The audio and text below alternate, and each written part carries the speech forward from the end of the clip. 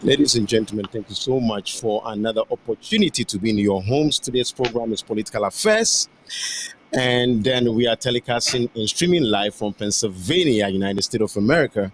And then we are blessed today to have two distinguished personalities in our midst.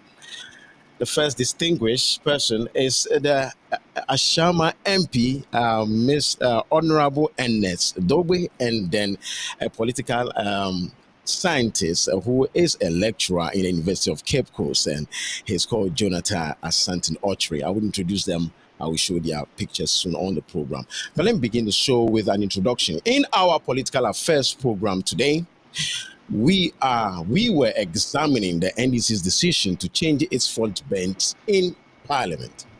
Indeed, this is the first time in Ghana's parliament history that an opposition party has decided to reshuffle its leadership in Parliament. The decision has caused widespread action in the party. As such, a number of questions has come up regarding what might have necessitated the decision. But on the program, we want to understand what this means for the future of the party, especially in our ongoing 2024 general election. We are joined once again by the MP of Ashama, Ernest Dogbe, and also being joined by Jonathan Asante Ochre. He is a political analyst and a senior lecturer at the University of Cape Coast. Gentlemen, you are welcome onto the show. Thank you. Thank you, Martin. That is Thank Mr. you very much. Yeah. Let me get the honorable. Honorable, now I'm viewing you live now on the program. All right. Honorable, I'll begin with you. Yeah. What was your first reaction to this development in your party? Well, thank you once again, and good evening to your viewers. I'm sure it should be afternoon at your end, if I'm not mistaken. Yeah. It's around 3 p.m. Yeah. Exactly about Tuesday, around 12 midday, when we heard the news on one of your sister stations, that's the City FM in Accra. I was amazed and so surprised to extend I have to call my leadership. I spoke with my leader Haruna Idrisu, who also told me he first heard the news on air. I spoke with Muntaka, he told me the same. I spoke with Aveji, but he was out of the country. And so we were all surprised. So we quickly had to make some checks to understand the ramification for the change of leadership without even we knowing. Be that is me, we are also very much aware that the powers are vested in the party hierarchy to do those changes. But we were of the view that we should have been consulted. And that was not done because I'm sure because we are on recess, we are not in session now. So calling us probably was the problem for the national party. But be that is me. We have some challenges, the lacuna in the whole process, where information had to get into the public domain before the MPs getting wind of it. And as we speak now, I think tensions are down. We petition the Council of Elders who are calling for calm, that we should all remain calm until they come out with a principled position, actually, so that going forward, I think what has happened just this week may not happen in the future. And so I may not want to delve into the matter so much because Yes. the Council of Elders has issued a statement to that effect that at every level of the party, we shouldn't make any public pronouncement. All right. But this is the only introduction that I can give at this point in time. Okay. So so uh so the outcry here is that you all the MPs got the information from the media instead of a communication coming straight from the party hierarchy. So so what do you expect from the leadership of the party in resolving this matter, as well as the rank and file of the party? Well, the only challenge should it be? It's not a challenge, though. The party could have called the MPs, actually, all of us, the caucus, Right. and speak to us that this is what we did because you were on recess. We couldn't call you, and it was unfortunate that the matter was heard in the news before you getting it. So, and we all believe and we all know that the law is not on our side. Right. The law is on the side of the party. They have the mandate to choose our leaders. In any case, Haruna Idrisu or Mutaka may not be there forever. The party will definitely have to change them. And so we were expecting the party hierarchy to come out to say that the very day that the confusion started, to call us, or the following day to say, oh, this is what has happened. And so let's just keep it like that. And then we move forward. And so the lacuna is the information gap, the communication gap at that place. That is what we are also crying for. And when measures are put in place now, it may safeguard those who are the current ones, the current leadership. Because other than that, similar thing may happen to them. You don't know what might have happened in the future. And so, by and large, I think Tuesday, Right. the party will be meeting us, and we'll have to deliberate on these matters and then come to conclusion. And let me just assure you here that Yes. the newly appointed executives will have our full support. No two ways about it. We'll support them because we want to win election 2024. So we can't trade off what is happening with our 2024 elections, not at all. So they will have our full support. Okay. I know a statement has been released. So therefore, to your viewers here in the United States, our brothers and sisters who are in the diaspora, who are diehard supporters of the NDC party, do you have any message for them? Some of them are in the state of dilemma right now. Can you use this media to assure them that they are, I don't know. Yeah, I can just assure them that they should remain calm.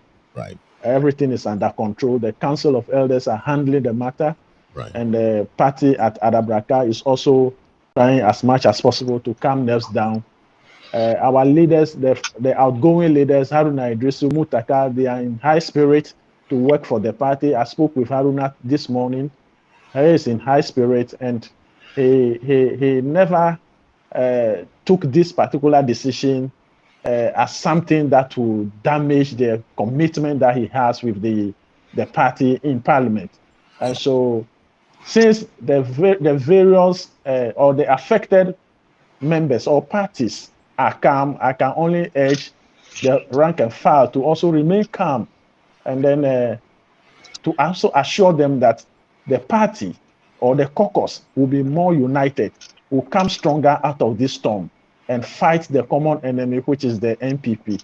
And I can assure them nothing, a government business that the whole public or the public of Ghana or everybody cried for or against, we will never allow such business to pass through if it will not inure to the benefit of the generality of the whole country. Okay. Thank you so much, Honorable MP, Honorable Ernest Dogbe. I will be happy. The name is Ernest Nogbe, not Dogbe. Ernest Nogbe. I'm losing my Spanish. You are losing your Aigbe language, the Ewe language. She has American. No, so Honorable MP, I'll be having you back on this show. There's a special show that will be coming forth very soon. It's called the Personality Profile. We'll Okay. be having you on the show, and then we can talk about your constituency, what is going on, what development you've brought in Ashama, Yeah. and what prompted you to decide to serve this country Yeah. and pay your dues. So, thank you so much, and God bless you. And I'll let you go. Most grateful. I can Most get grateful. to our professor from the University of Legon and lecturer from the University of Legon. Thank Yes, you. Professor. University of Cape Coast. University of Cape Coast. So sorry. Yeah. I see, my wife has Americanized me. Yes, sir. Good evening to you. Good evening. Yeah. In any case, I lecture at both places as well. So you see, then I was right. Yeah. Anyway, sir, you've heard it all. Asiedu Nketia has come out with a statement. It's like the whole country is shaking. What do you make of it? Well, let me say, I don't know if I should say good evening. It is good evening in Ghana already. Yeah.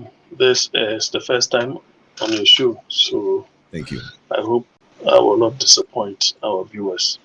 Okay. I think the point is that I call Mr. Sidin Kata General Chairman. He's someone who really communicates very well, and he does not, leave gaps in his communication. Right.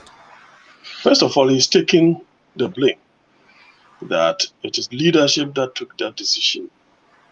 And the other thing is that certainly a decision as huge as this will not be taken so lightly, especially when you're talking about the likes of Harunes and the likes of Muntaka.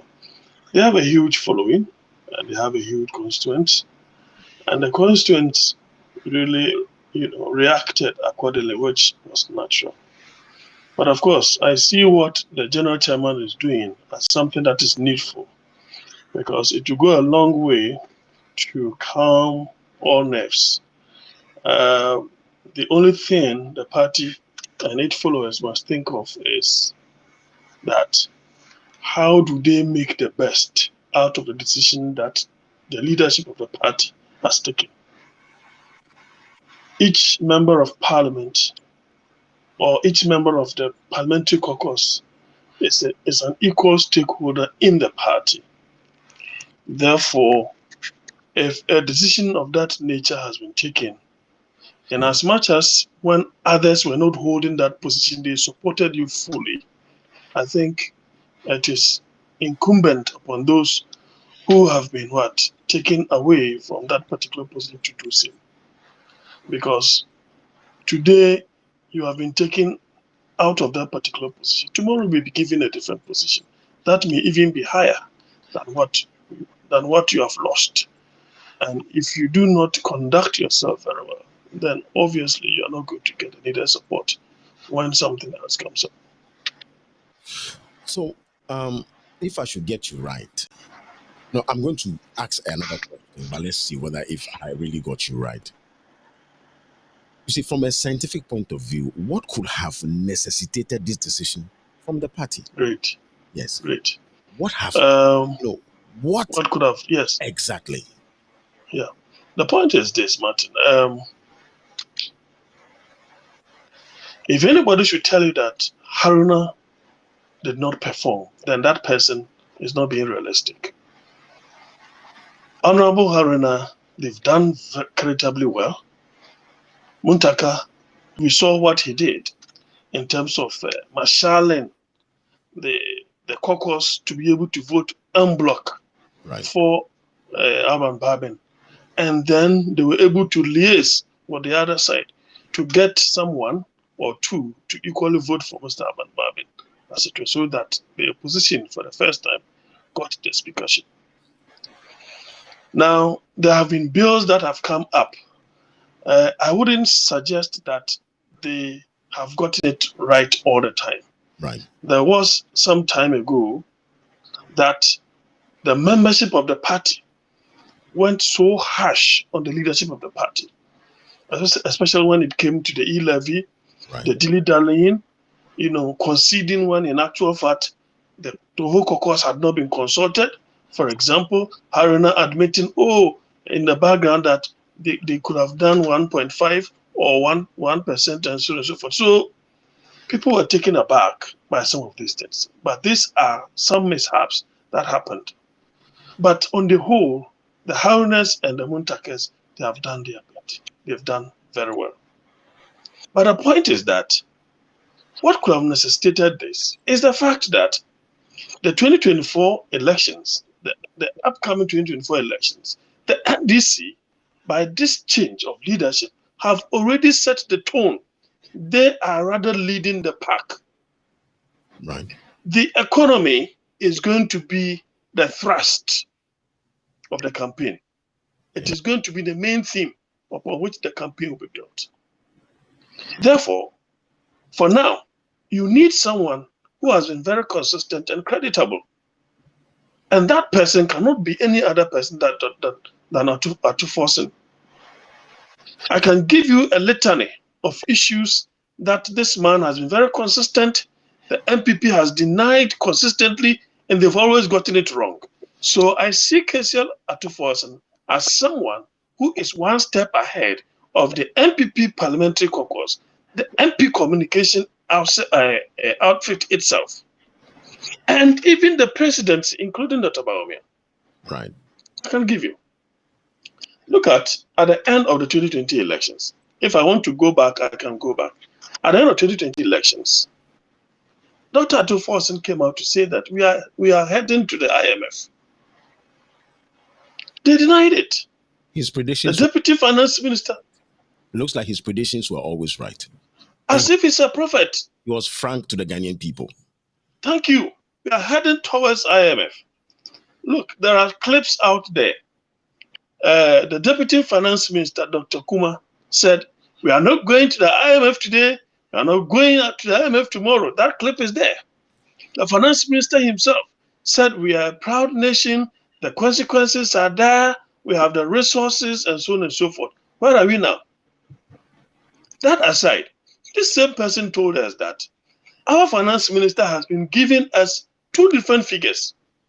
A different figure to Parliament, a different figure to the IMF. He also told us, and this has come to pass, he also told us that the debt, the way we are calculating the debt, is problematic because we had isolated ESLA. Meanwhile, we had used ESLA to take a bond, taking a loan. So it has been mortgaged in the near future in advance. We had isolated the Sino-Hydro, which we said it was a barter, but in actual fact it's a loan. So going to the IMF rather forced the finance minister to calculate all of these as part of our public debt. Right. Now it has come to pass that indeed our debt to GDP is over 100. The same Atuforsen told us. Fast track or fast forward, just recently, he told us, just last year, he told us that we are going to have a haircut after the budget. After the budget was read, he said we are going to have a haircut. The president himself came out and denied that. Right. Today, where are we? So we are talking about someone who is financially good in terms of finances, in terms of the economy. He's a tax expert as well. So don't forget that he's the same person who has pushed the hands of the MPP to the extent that he had to be sent to court on a trump-up charge, of which he's battling that particular issue in court. And we all know how that issue came about. And if you look at that consistency in the media, in Parliament, then there is nobody better placed than Atuforsen. So I have the view that, yes, the previous minority leader and Mr. Muntaka will feel hurt, but they need to think of the health of the party. Because for me, I'm of the view that if you're able to conduct your campaign very well and win the 2024 elections, if Mr. Aban Babe, for example, whose health has not been that good, if Mr. Aban decides that he's no longer going to be the speaker and the NDC has won, whom do you think the party is likely to choose? That is Haruna. So it obviously you would have now lost something, but you have gained something far higher than that which you lost. So, listening to you, it means that the general sat down quietly and realized that we needed a new brigadier general Yeah. who will be suitable for the task ahead. And so, therefore, he has started something that had never happened. Most of the time, reshuffle happens within the incumbent, but here in the opposition, reshuffle has taken place. Well, others are also saying, especially most of folks here in the diaspora, some are saying that Haruna's leading, Haruna-led leadership has failed to put the government to check, etc. As you, some of the things they are saying, cases such as passing off the ministers, passing certain ministers, certain loans, etc., etc. The finance minister was not supposed to be there, and he's still there. And some of these things. So, in fact, most of the folks here in the US are really of a view that decisions that the general is taking is in the right order. What do you say about that? Yes, I agree. And earlier on, I said that you couldn't have gotten it right throughout. There were times that his leadership style was called into question, especially when they let go of certain ministerial nominees, as it were, like Hawa Kumsin and so on and so forth.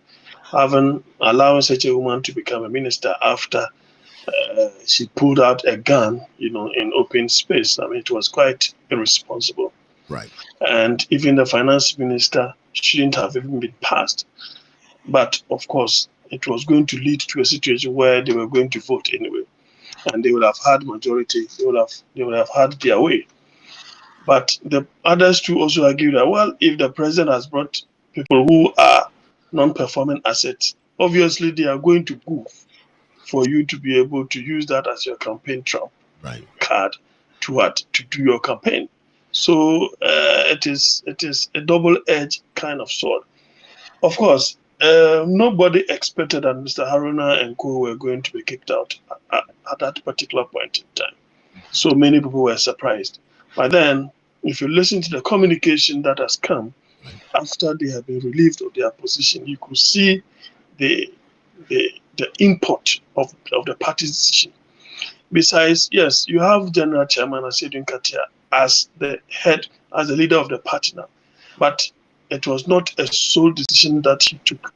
It was in consultation, with others, those who matter, with the exception of parliamentarians, because they were those who were going to be affected. I don't think that if I want to relieve Martin of his position, I'll tell him, Martin, I want to relieve you of your position. I'm come to consult you. Do you think I should remove you? I think that is illogical. So they have done the assessment and they have already set the agenda. So that is the bigger picture that they must perceive in their mind. The bigger picture is that Dr. Baumia is likely going to be around. And this is someone who churn out figures and data. You need people like that, like Adongo, Akisa Tufosi, to checkmate him. Other than that, he will tell you, the NDC people, that you're not reading, you don't learn. Meanwhile, he has been goofing several times, and now he's just suffering from a credibility crisis. So if you allow someone who does not have such a background to still lead, I think that then you are always going to be one step behind. So I'm not surprised those in the state feel that, well, the Harunas, there were some lapses. No two ways about that. They are human beings. And they are in the minority. Yeah. Let's look at the image of the party.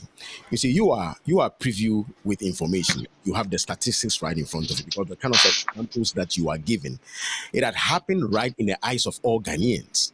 But we all know that Ghanaians easily forget. There are a lot of people who are informed. Most Ghanaians mostly are informed through the media. And we all know that Ghanaians sometimes can be very, very emotional. Now, decisions that is being taken by the general right now, it's a tactical decision. Certainly. Are you considering the image of the party when it comes to Ghanaians who are already emotional? Some of them don't have preview to the statistics, because right now, as I'm talking with you, you are giving me statistical evidence. You are giving me examples, things that really happened right under our eyes, but some of us have even forgotten about it. Let's look at the image of the party when it comes to the ordinary Ghanaian who is so emotional, who says that Haruna is no more, so therefore we are not going to vote for the party. What are we going to do about that? Well, I am very much aware that they have set for themselves a post Haruna communication. Right. If I may put it in another way, the Haruna effect, and how to communicate, to the masses, as it were, the essence or the basis of that decision. And I think already the general chairman has been given snippets of that information in the media, and that is what has calmed the masses down. Right. Do you get the point? And some of us have also argued that most likely Mr. Haruna could feature in the campaign strategy of Mr. Mahama should he win, the flag bearership of the party. So yes, the party may have been in some kind of shock earlier on, because nobody expected that. But post the Haruna position, I think that they are getting grips of exactly the direction of the party.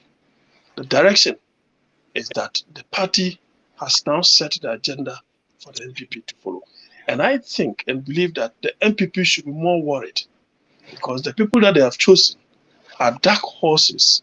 You may not know where they are coming from, and you may not be able to predict them. You see, familiarity, they say, breeds contempt.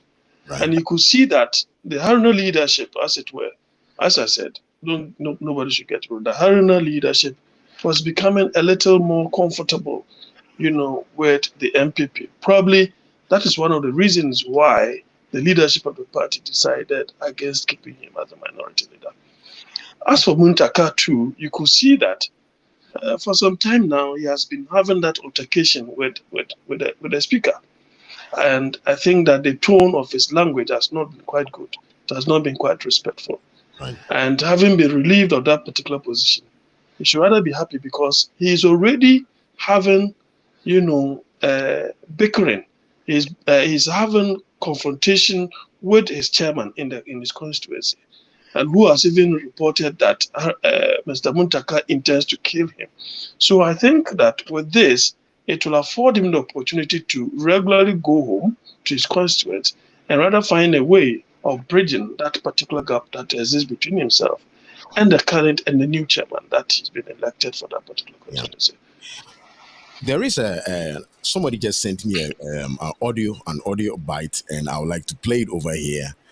You are a scientist. This should have been answered by a diehard NDC party, but I'll play it so that we can see what we can form out of it, and then see how people see what's going on and how people see the NDC party.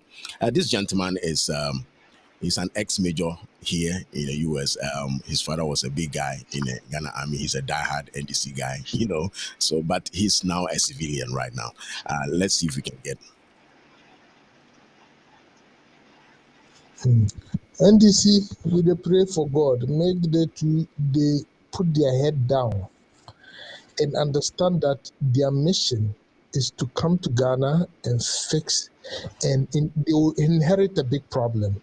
But if they ever gain power, they should fix the country in a way in conjunction with the Ghanaians to make things come back to normality. They should forget about trying to settle scores. They should forget about trying to acquire properties and steal like the other people have stolen. If someone with a good heart and someone with good character can take over the reins of the country and stop the trajectory of abuse and corruption and be able to revert some of our economic downturn, I think they would have the opportunity to lead the country in generations to come. The country needs a revamp of the way we do things. our way of me banner me di me die na also banner we die, it hasn't gotten us anywhere. Ordinary Ghanaians are suffering, so that means that even these parliamentarians, they are suffering.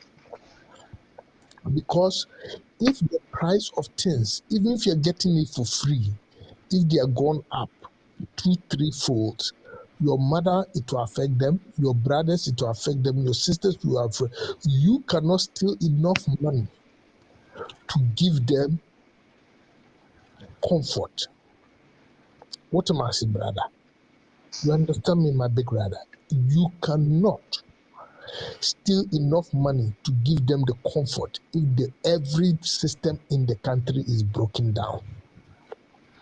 So when NDC, they are doing their things this time, they should look at the way they're going to repair things, the way they're going to put things in place, and the way they're going to curb curbing corruption among themselves. And trying to avoid situations like what happened to that Segleme complex, where another government comes into power and abandons the project. Near completion, millions and millions of dollars wasted. If even they think some corruption has happened, they should take it upon themselves to complete the project, start making the project earn some income, then prosecute those who have committed the crime. But to leave the project to go to waste when it's 90% completed, to a point where now to be able to habitate that place, to be able to use that place again, is going to cost at least half of the cost of the build,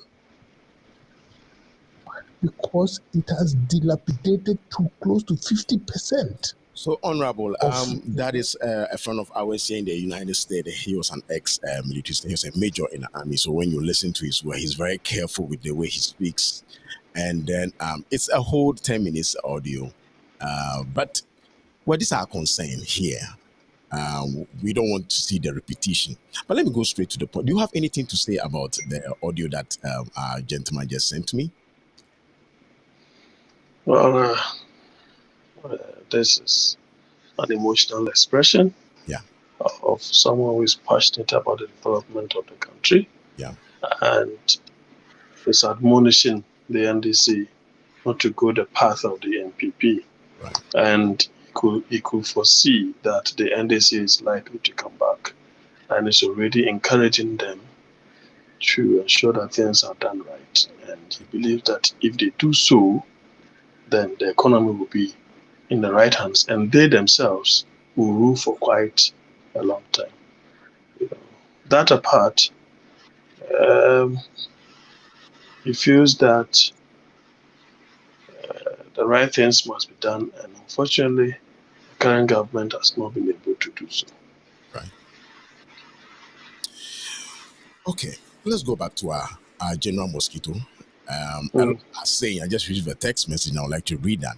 Could this be a strategic decision to show power by the new leadership? There's a text message coming straight from South Africa. Of course. What do you think?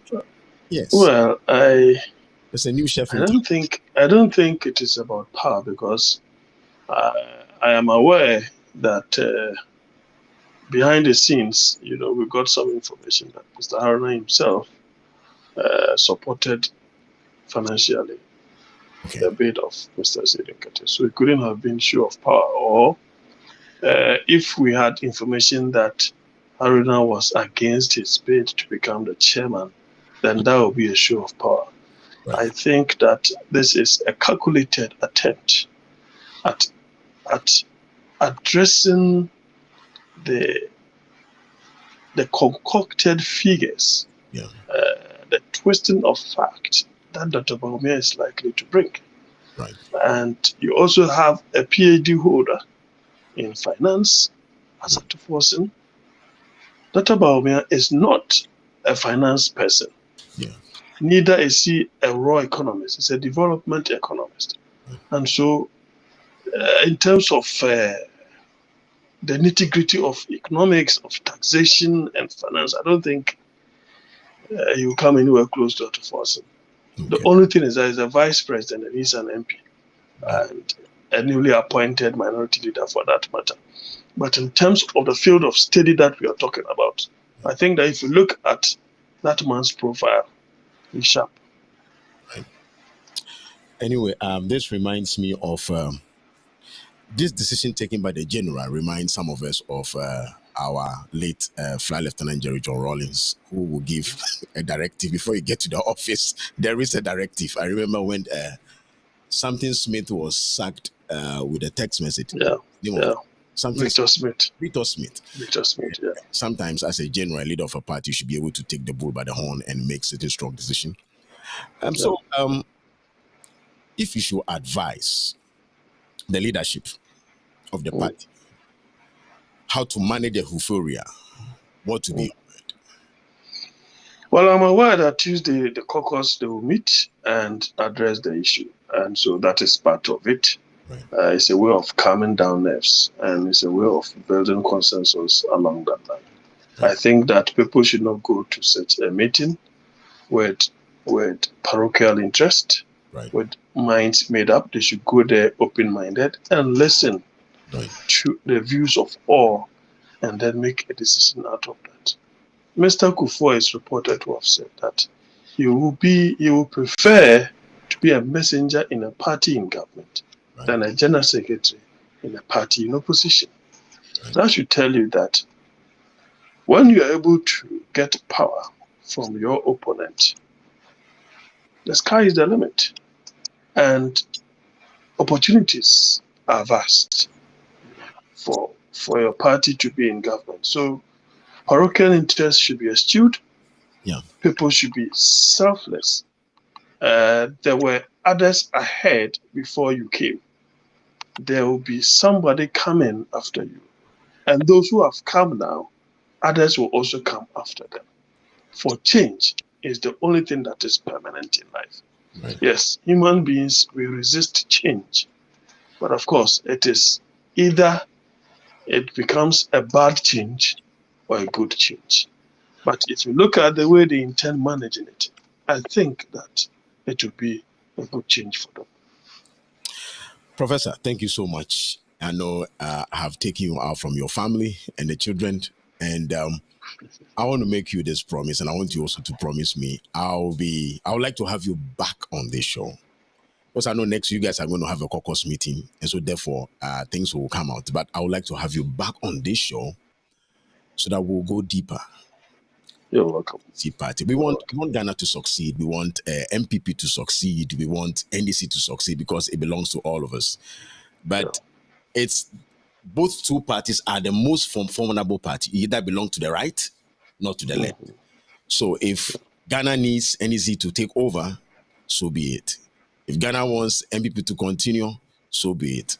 But some of us in the diaspora, with what we are experiencing and some of the comfort that we are experiencing from leadership, we want to see the same thing happens in Ghana.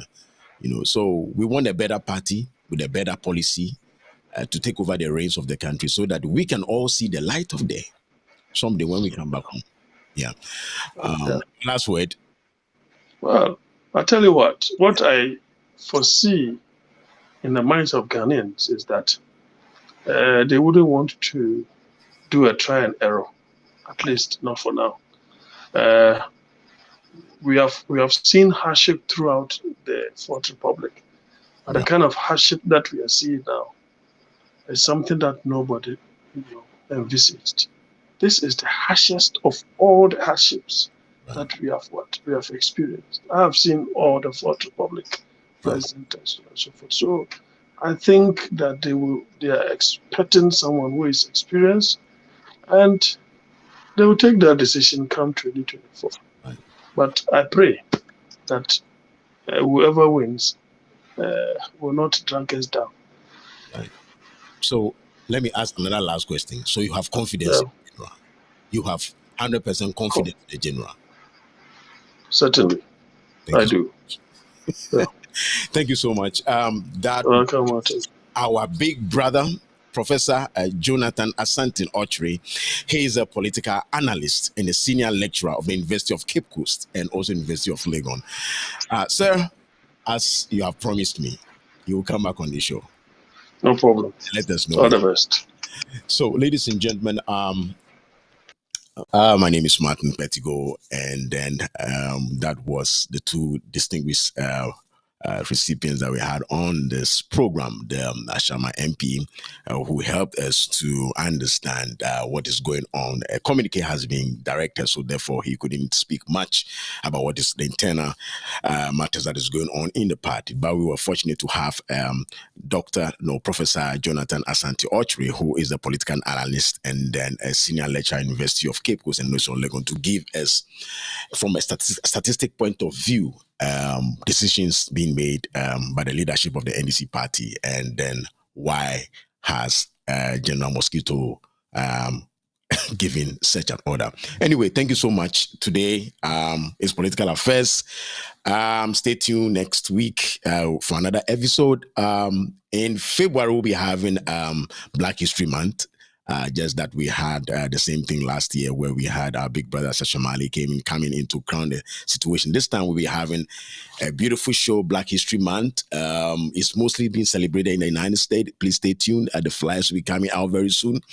And ladies and gentlemen, my name is Martin Petigo, and I'm streaming live from Pennsylvania, United States of America. Folks, God bless you and be blessed.